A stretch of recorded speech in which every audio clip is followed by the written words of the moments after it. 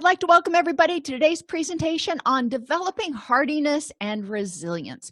We've been talking a lot about crisis and trauma and kind of depressing stuff over the past few weeks. And so this week I decided I wanted to switch to positive topics. How can we develop hardiness and resilience? It doesn't even need to be in terms of treating it for someone who doesn't have it, but for small children, for the people that are around us. How can we help them enhance their hardiness and resilience so they can live happier? Yes, I'm ridiculously optimistic today. Sorry. Actually not sorry. Objectives. We are going to define resilience and identify characteristics that make people more resilient and ways they can enhance those characteristics. And hopefully I will get some suggestions from you guys along the way about techniques that you use to actually put this through. We'll define hardiness right at the end and examine why hardiness is important to resilience. Resilience is the capacity to bounce back. And on one of my other videos about resilience, I had a beach ball with an elephant standing on top of it. When you explain it to kids, sometimes I used to like to do it in the pool, because you could take a beach ball and you could push it underwater, and resilience is the ball bouncing back up and like flying out of the water. Anything you can do that is active, especially with kids, tends to make a point. For those of you who are older, you may remember weeble wobbles, and that was my first example of resilience. But then I realized that a lot of people don't know what weeble wobbles are anymore. So if you're younger and you have no idea what I'm talking about, go online, do a search, and you'll find out about weeble wobbles and the things that amused us back in the 70s. Anyhow, characteristics of resilient people. They are aware of their vulnerabilities and they minimize them whenever possible. They have a healthy self-esteem, a strong social support system, self-awareness, self-efficacy, problem-solving skills. They practice acceptance on a regular basis. And that's radical acceptance, not just occasional here and there acceptance. They can tolerate distress and tend to have an optimistic viewpoint. Let's start out with vulnerabilities.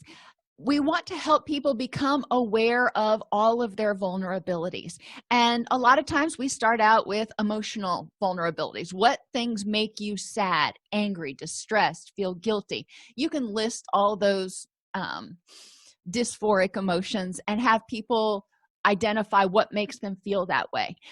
There are a variety of different activities that I use, kind of go-to activities in group counseling, that can get a little boring sometimes, but they're easy to implement. If you have flip chart paper, or I found a much cheaper way to do it is to order a roll of banner paper, and you can get that for really cheap, and then just tear it off every 2 feet.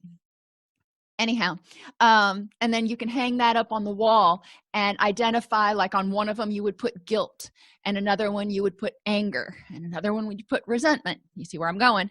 And you'd post those up around the room, and you would have your group participants go around the room and identify on each thing what makes them feel that way. So you develop a laundry list of things that trigger guilt, and a laundry list of things that may trigger anger in people. And then you can start talking about those individually. So that's one way to get up and get people moving and thinking and actually applying it, instead of just sitting there staring at you with this blank look on their face. Identifying sources of eustress or happiness is also important, including happiness, curiosity. What are some other positive emotions that we might encourage people to feel? Happiness and curiosity are my two go-tos. Enthusiasm, maybe that's another one. I kind of put that with happiness. But anyhow, you can do the same thing with putting the paper around the room and having people list what makes them feel that way. Another thing that I've done with happiness, just because I like to when I'm wanting to do things on happiness, I like to do things that are kind of silly anyway. So I encourage us to get back in touch with our inner child, and we do the ABCs, and we go around, and each person in the group is the next letter. So the first person is A, and they say something that starts with A that helps them feel happy, like apples. I don't know if apples make you happy. And the next person identifies something that begins with B that makes them happy, like babies. And C is for cats. You see how we do it. And you can go all the way around the room doing that. And some of them are a little bit more challenging, like X and Q, which is when it gets a little bit fun. But that's something else to do besides having the posters around the room. And that also encourages or forces everybody to participate, because you're just going from person to person to person. Once they've identified their sources of eustress, you want to talk about ways to encourage those. If they talk about cats is for C. Okay, well, do you have a cat? And if you don't, how can you tap into that? What things can you bring into your life that can make you happy? Maybe it's just going online and watching videos of cats because they're allergic or whatever. But identifying the things that make them happy, and then how to bring that into their life, taking that knowledge and putting it into practice. And that's what we try to do with everything, isn't it? Then we move on to mental sources of distress and eustress. Mental distress is confusion, difficulty making decisions, poor problem solving, all that stuff that goes along with anxiety, depression, and fatigue. So we want to identify the sources of distress, what causes them to feel confused or foggy-headed and those sorts of things. But we also want to help them identify things that they can do in order to enhance their concentration and their problem solving. What can help you think more creatively? What can help you think more clearly? Then we move on to physical. What sources of physical distress and eustress exist in your life? So physical eustress and distress are pretty much opposites of one another a lot of times. Being pain-free is the opposite of being in pain. Being healthy is the opposite of being sick. So I just have all of those in a line right here. But encouraging people to be aware of how their physical body affects their emotions and their ability to think and their relationships and those sorts of things is really important. You can go through, and one of the things I've done is I'll take something like nutrition, and I will put up or nutrition, sleep, exercise, and pain, if you want to do those around the room things again, and have people go and identify one thing they could start doing today to improve that. What's one thing they can do today to start improving nutrition? What's one thing they can do today to start improving their sleep? So they're thinking about themselves and one thing they can start doing today. Again, you get a laundry list of things that people can do, and you can take that and type it up and give it to them as a handout at the next group meeting, which is one of the reasons I really like these activities where they're actually writing on paper, because I can take all that information and collate it and create a handout for them that is applicable to that group. And that's pretty easy to do. And then the paper, it just gets recycled. I probably shouldn't admit it, but I raise earthworms and composting worms. So, they're real happy when they get shredded paper. So use things that are biodegradable when you can. I know I'm trying to put the little, make everybody feel good with it, but anyhow, social distress, eustress. Love languages is another one of those that you can put around the room. The 5 love languages. Remember, there's touch, acts of service, words of affirmation, gifts, and quality time.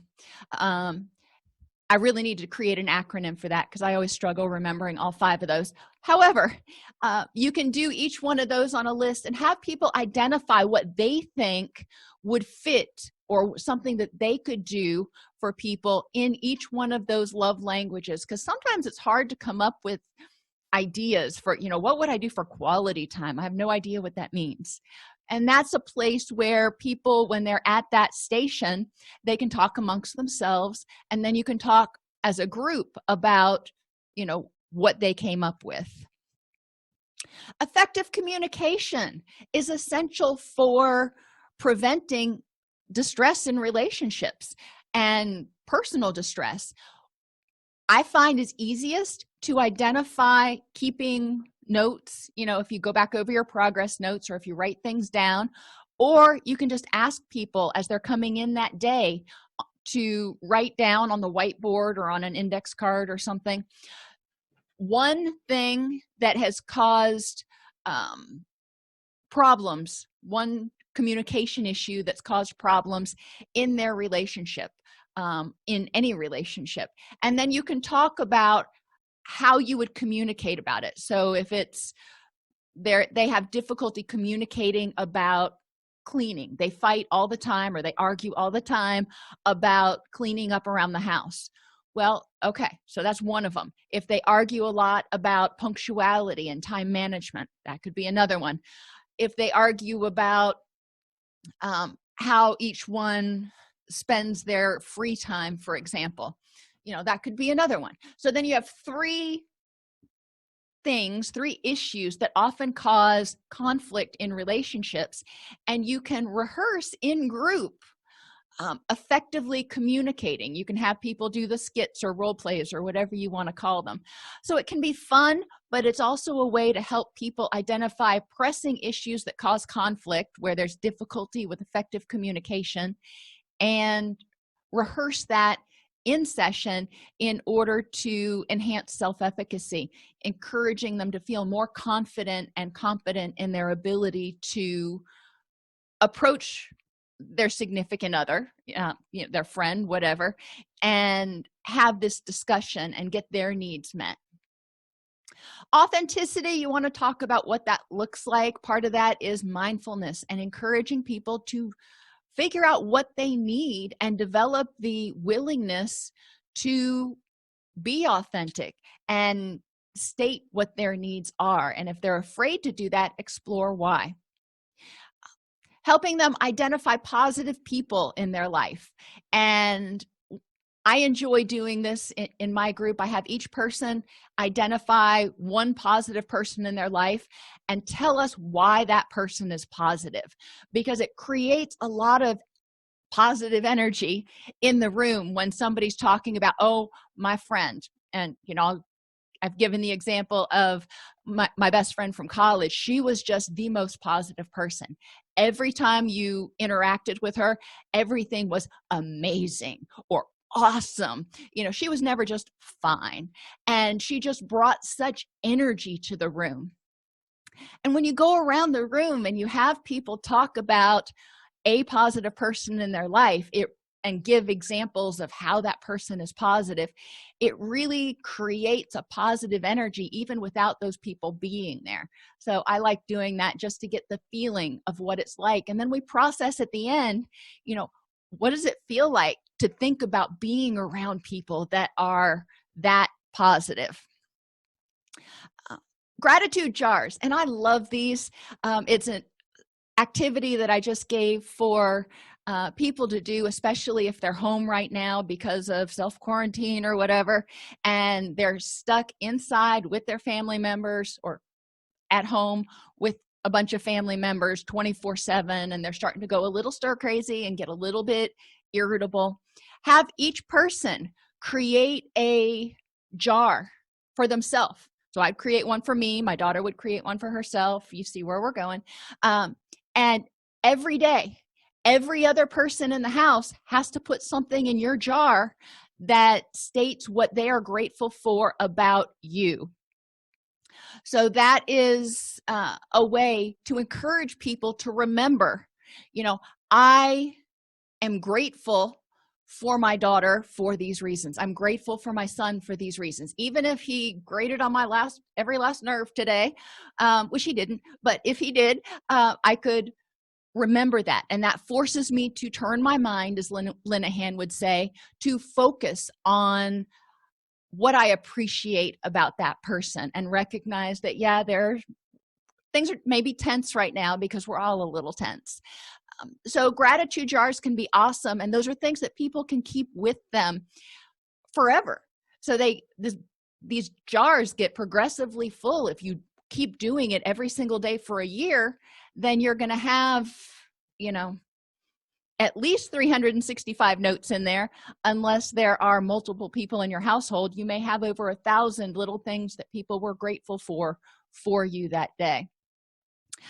Daily blessings is another thing that Maribel uses, and that can be a personal way of focusing on what's going on and being grateful for what we have. So that's a great one to put under, for example, emotional eustress, having people really reflect on what they are grateful for that day. And then remembering to help people enhance secure attachment. And when we are young, and I talked about this a little bit Tuesday, I believe, when we're young, we develop a secure attachment with one caregiver. We kind of rely on one person that's going to meet our basic needs because we can't meet our own.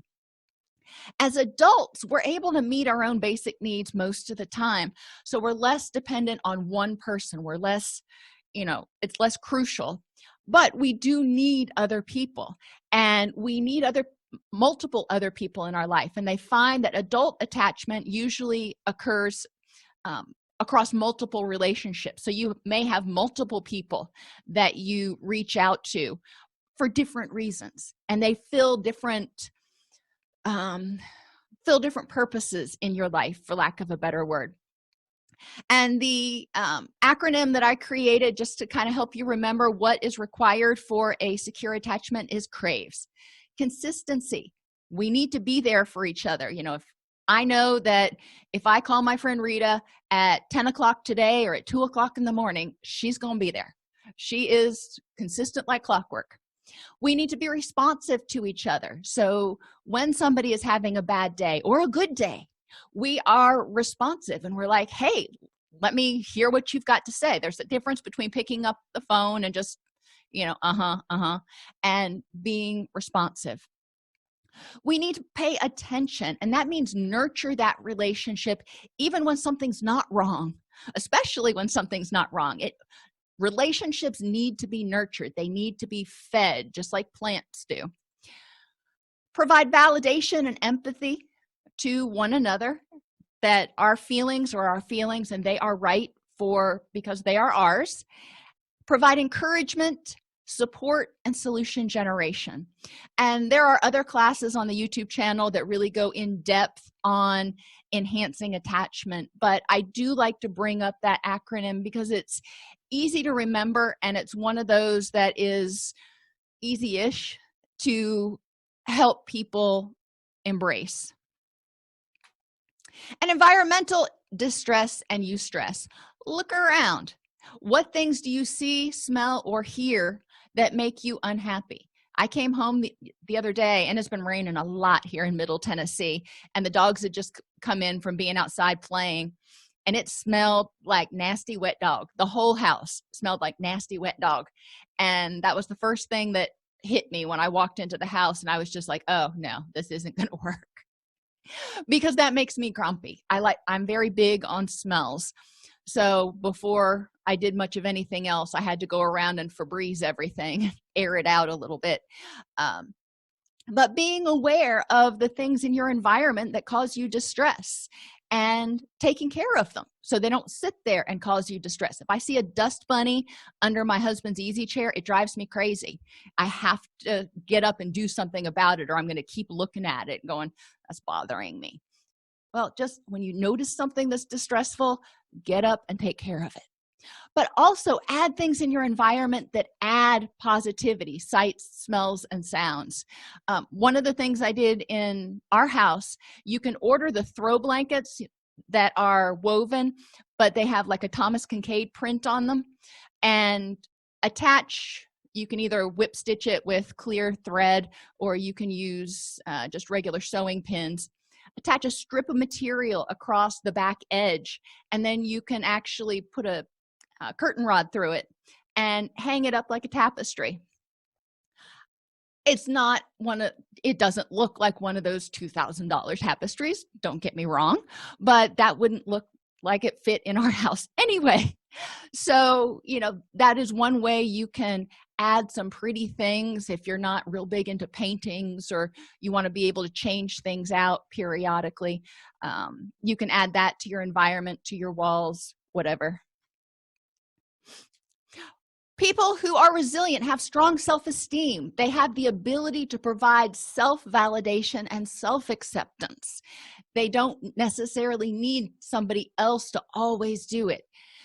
Help people identify their personal strengths and positive characteristics. And I go online and I get one of the values worksheets out there, and you can just search for values worksheets online, and there are some that have like 100 different values, like compassion, creativity, and I consider those characteristics more than values, but that's what the World Wide Web considers them, so so be it. And I have people identify maybe the top 5 or 10 characteristics that they want to be known for. This is not what they do, it is who they are, and characteristics about themselves.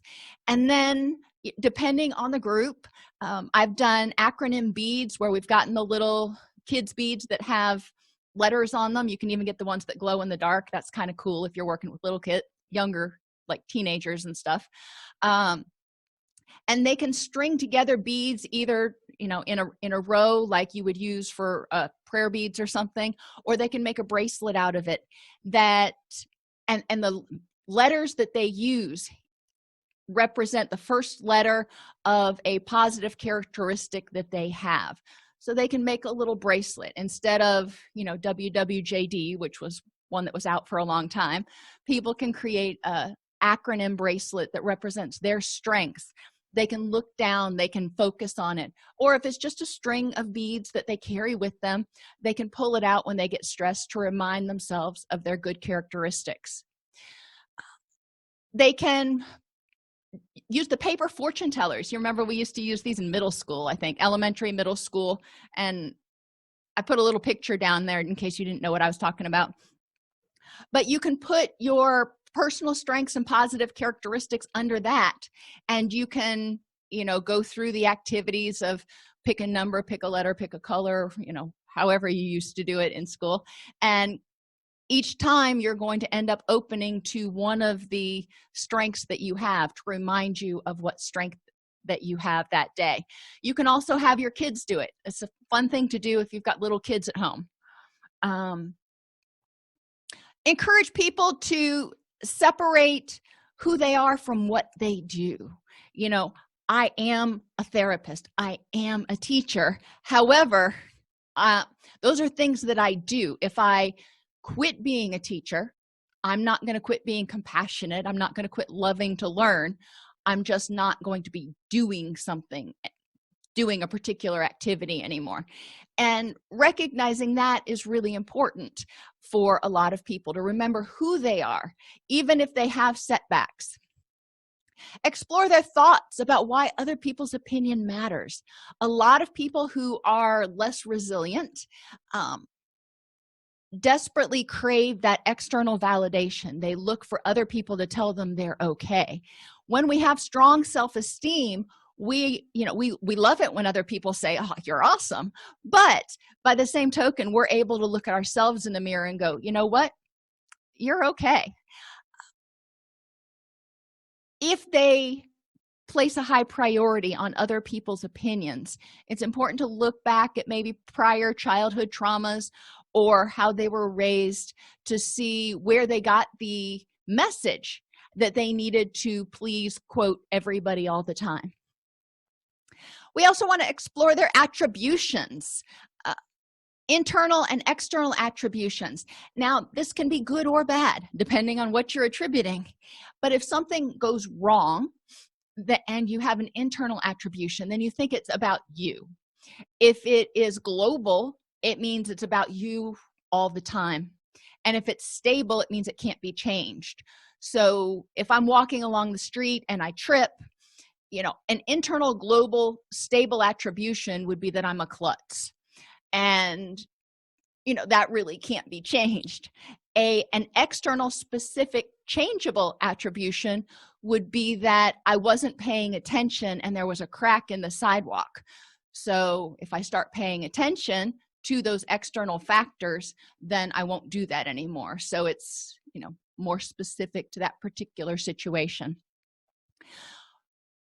I encourage people to think about the internal global stable attributions they have.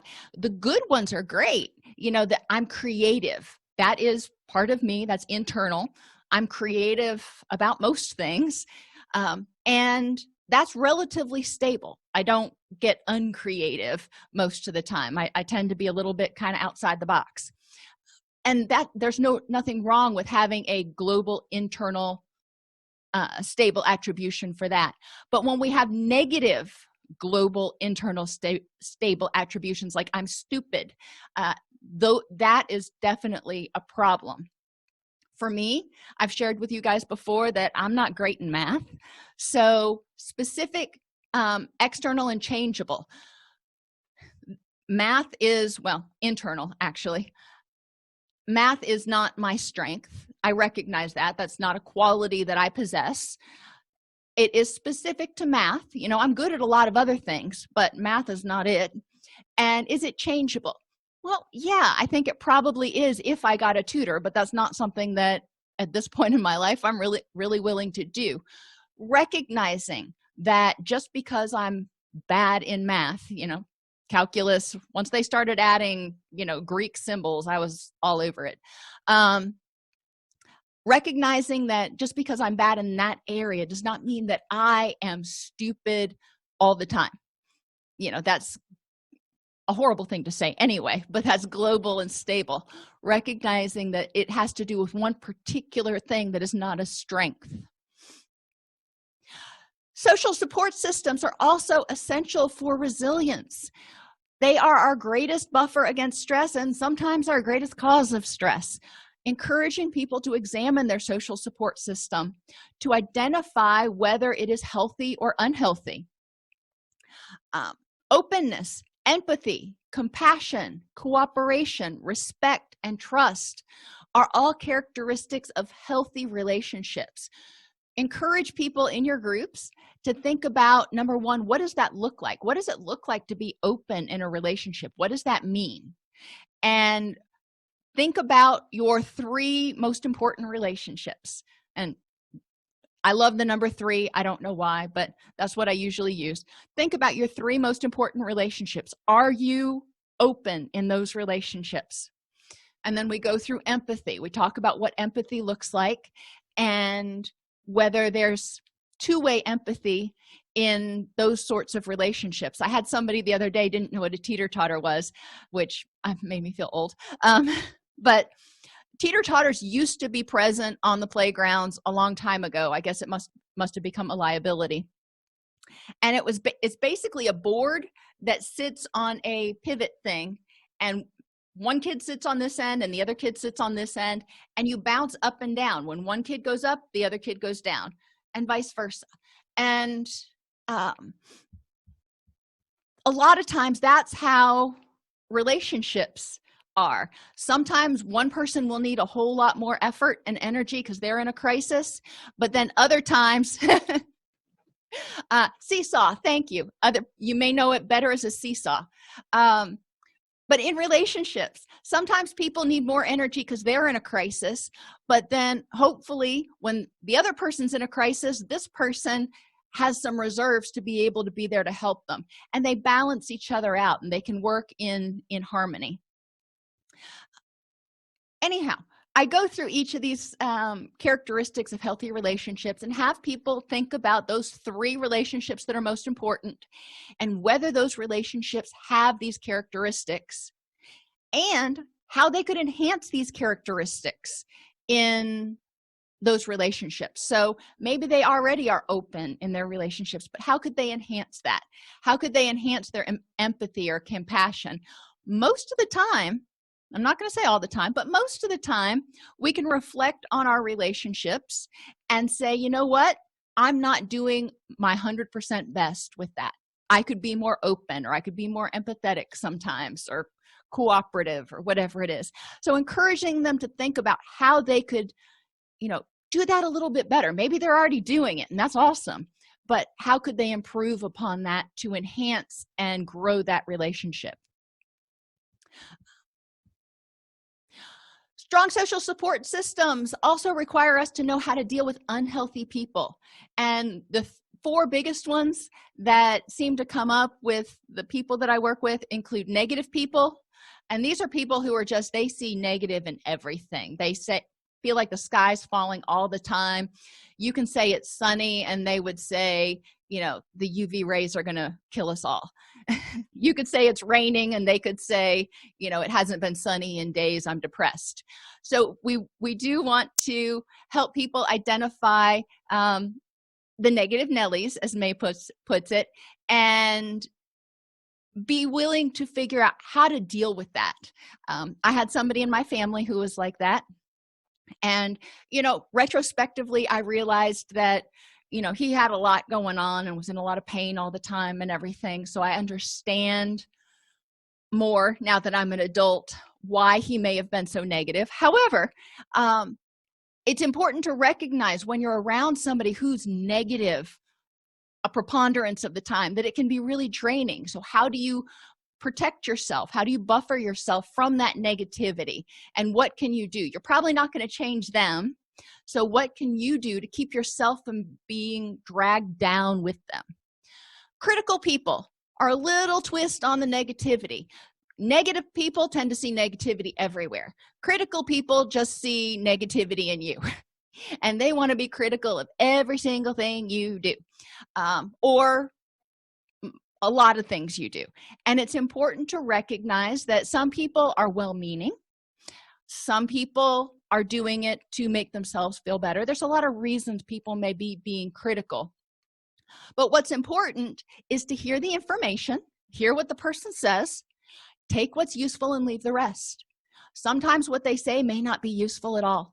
And, that's their stuff, that's their perception, that's their right. But other times there may be a kernel of usefulness in it that you can, dust off and carry with you and leave the rest. Recognizing that that's just the way that person is, instead of trying to fight with it and defend yourself against them a lot of times, because most of the time that just gets into a power struggle. Helping people develop strategies for dealing with critical people. This is another one that's excellent for role plays and practice in group, because, like I said, most of us have somebody in our life at some point who is critical. Then there are the people who are manipulative and self-serving. They will tell you whatever they need to tell you to get you to do what they want you to do. And encouraging people to be aware of this and be cognizant of, is this relationship mutually beneficial, or am I this person's pawn?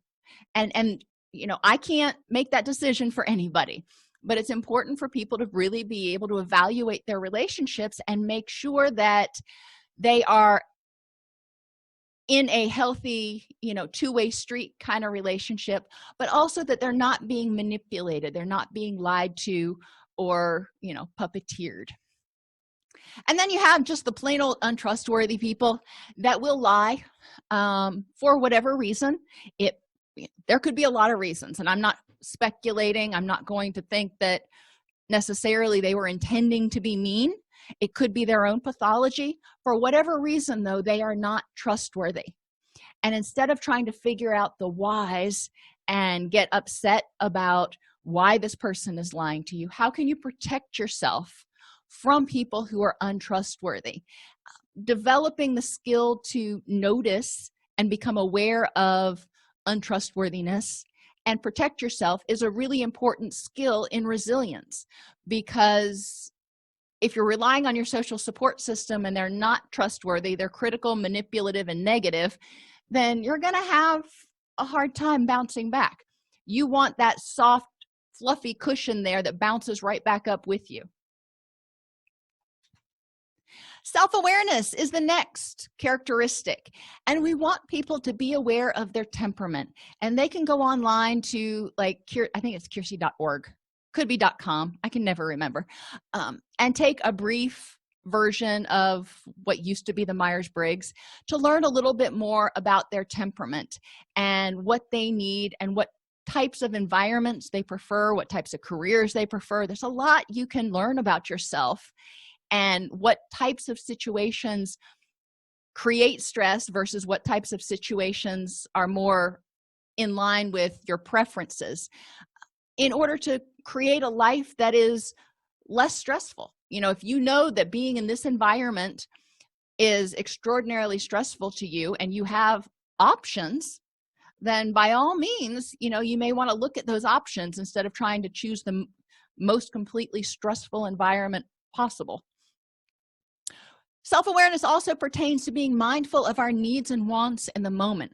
What do you need? What do you want right now? What would help you feel better? What would help you improve the next moment? What are your values? And we already talked about that a little bit earlier. What are the truly important driving forces in your life? And people can create a values collage, if they're compassionate, creative, whatever they are, and create some sort of collage that highlights their values so they remember, what the core of them is. Another thing I like doing with them with this activity is to get out that banner paper again and have people lay down and we draw an outline of them. And then within their outline, they can put pictures of the things that represent their values and what makes them unique and special and awesome. People who are self-aware also know what their goals are. They know what they want, what they're doing to get there, and they're aware of how they're using their energy. They're aware of their physical and emotional state in the present, if they're tired, if they're uncomfortable, if they're hot, whatever, so they can take active steps to improve the next moment. That's where resilience comes from. When that ball is underwater, it is not, a happy ball. So improving the next moment is figuring out, how can I move towards being up out of the water? I don't know. I need to find another metaphor to use there. Anyway, and self-awareness is just also in being aware of our triggers, positive and negative, things that trigger us. And it could be times of day. It could be just about anything. Self-efficacy is believing in our capacity to accomplish goals, helping people become more effective. And part of this involves encouraging people to set small, achievable goals, those SMART goals, specific, measurable, achievable, relevant, and time limited. Because when we set those small goals, we have small achievements. But those small achievements add up. So you start getting, it's kind of like putting a nickel in a piggy bank. You put enough nickels in a piggy bank, you're going to have a lot of money. You put enough, small successes in your success bank, you're going to have a huge success eventually. But a lot of times people don't feel confident that they are capable of moving forward. So it's important to help them set a goal that's just a baby step forward, so they can take that little initial step and go, I got it. Good for me. If you've got kids or grandkids or whatever, or you babysat, think about children when they're learning to walk. First they start out by crawling and they realize, oh, hey, this is forward. And they are so proud of themselves. They may not be able to go very far. I remember when my son first started sitting up, he was so proud of himself. He couldn't sit up for long before he would start like falling over like the Leaning Tower of Pisa. But you could tell he was just so proud of himself. He'd get this great big smile on his face, like, gee, I'm upright. Small goals. I wasn't expecting him to go from being prone to walking. I was really happy when he got to the point where he was able to sit up or roll over. I mean, with kids, we give them a lot of latitude for small steps.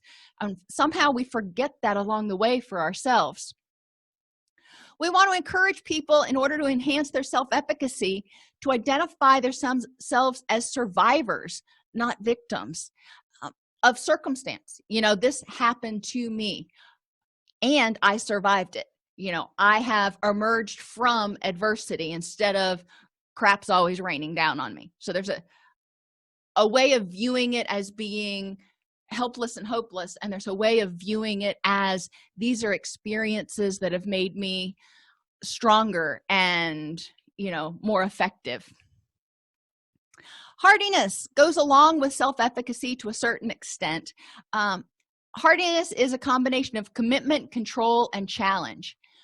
When we are hardy, we have a commitment to multiple things in our life, not just work, not just our kids, not just our marriage, not just this, but we've identified multiple things in our world that are important to a rich and meaningful life.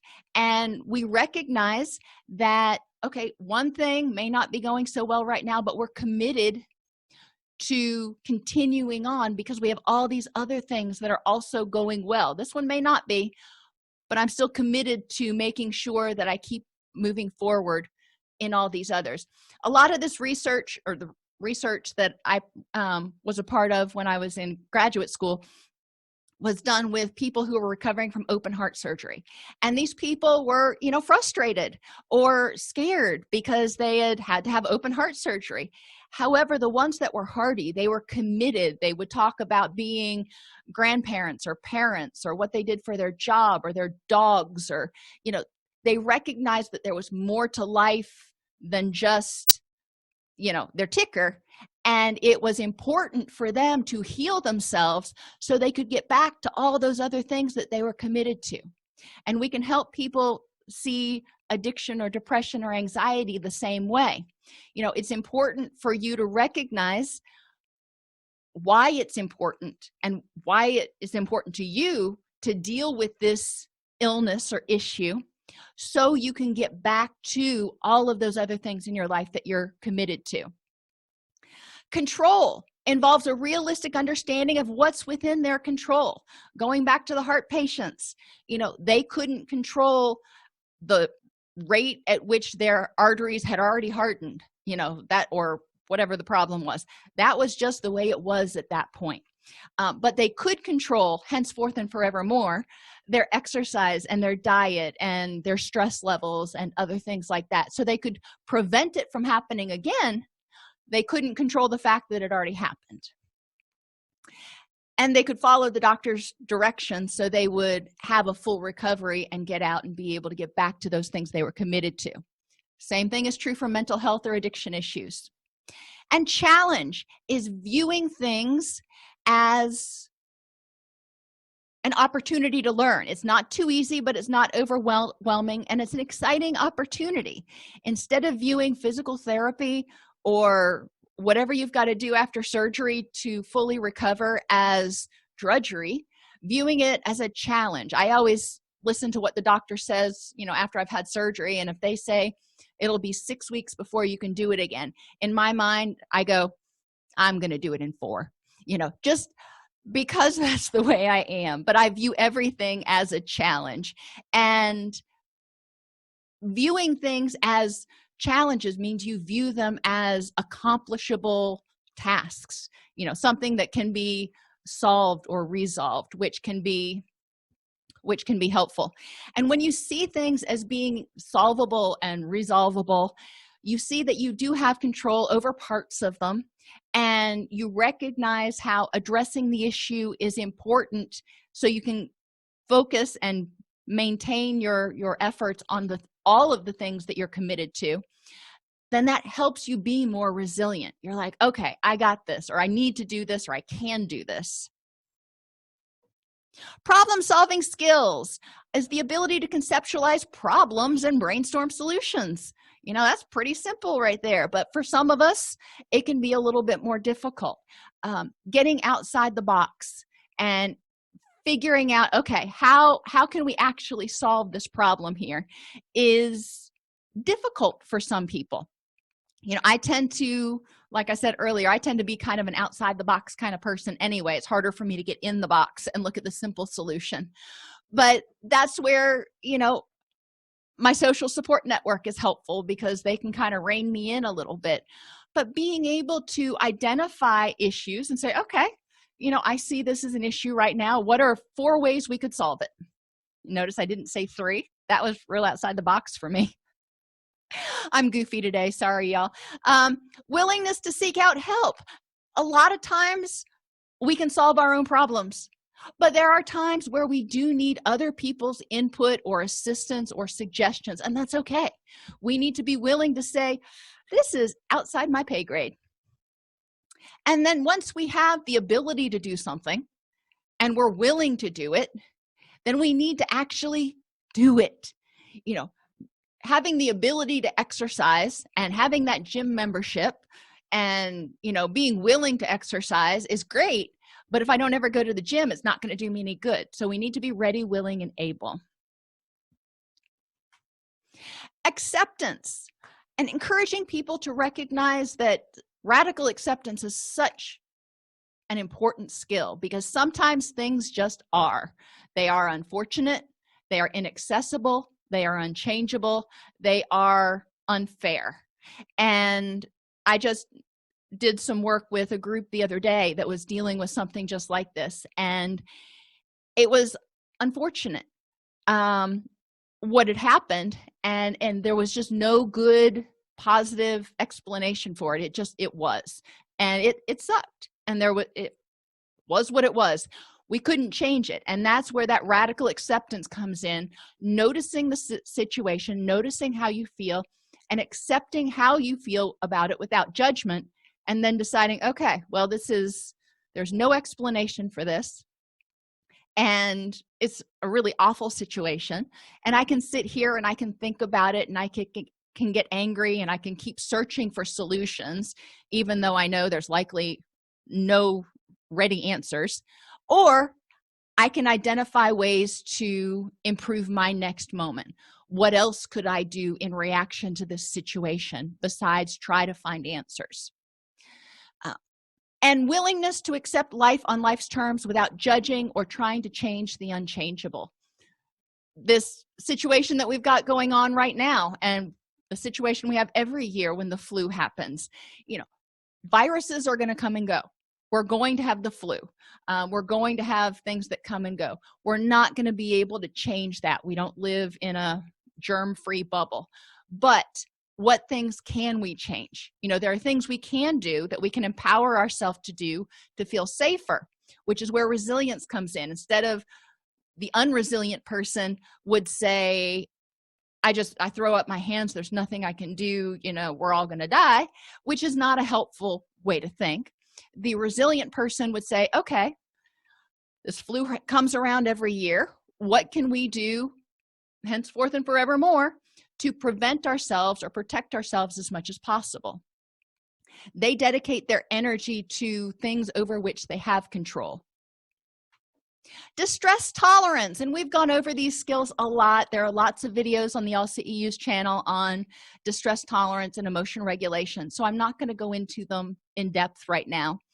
But recognizing that resilient people have the ability to feel a feeling without having to react to it.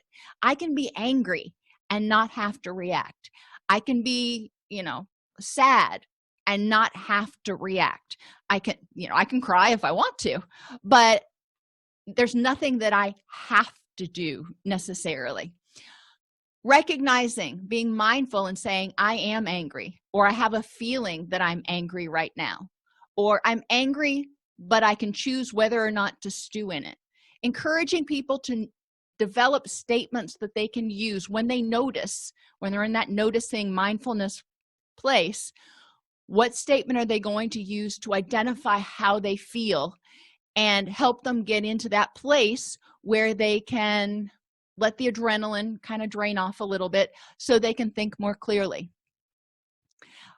With distress tolerance, there's generally, we try to avoid the victim stance. You made me this, that, or the other. Right now, we're just focusing on me. I am noticing.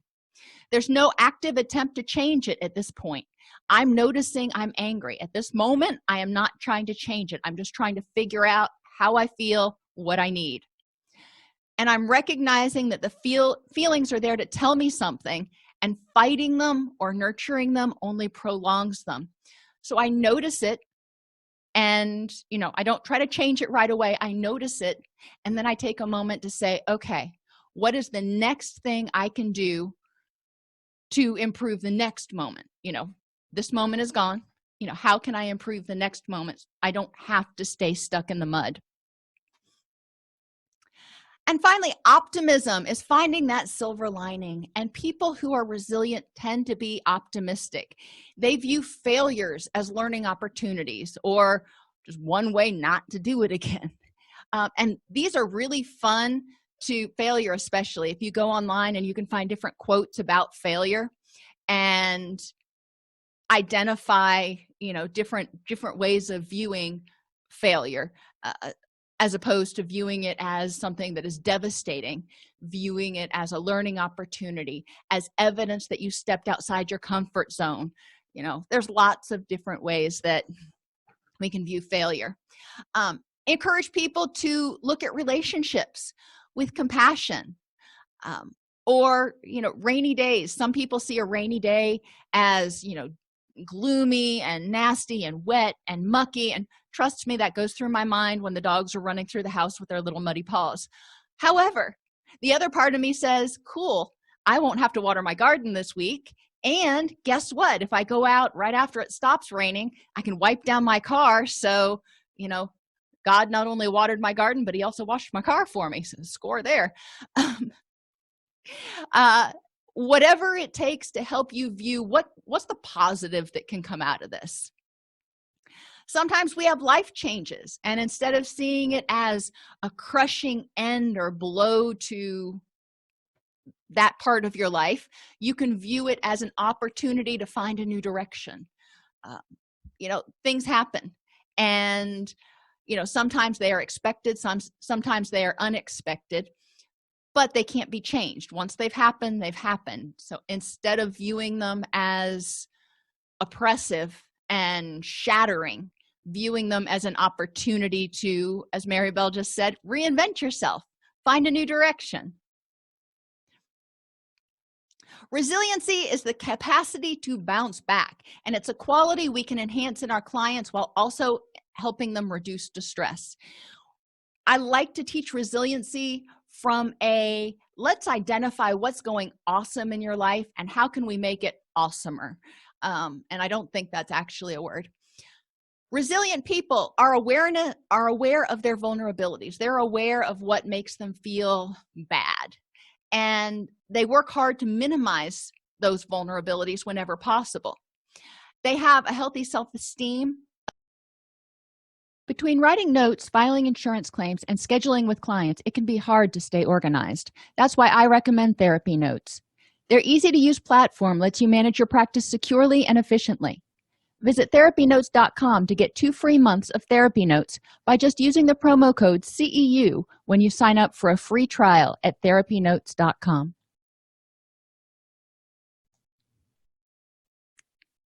If this podcast helps you help your clients or yourself, please support us by purchasing your CEUs at allceus.com or getting your agency to sponsor an episode. A direct link to the on-demand CEUs for this podcast is at allceus.com/podcast CEUs. That's allceus.com/podcast CEUs. To sponsor an episode of Counselor Toolbox and reach over 50,000 clinicians per week, go to allceus.com/sponsor. Thank you.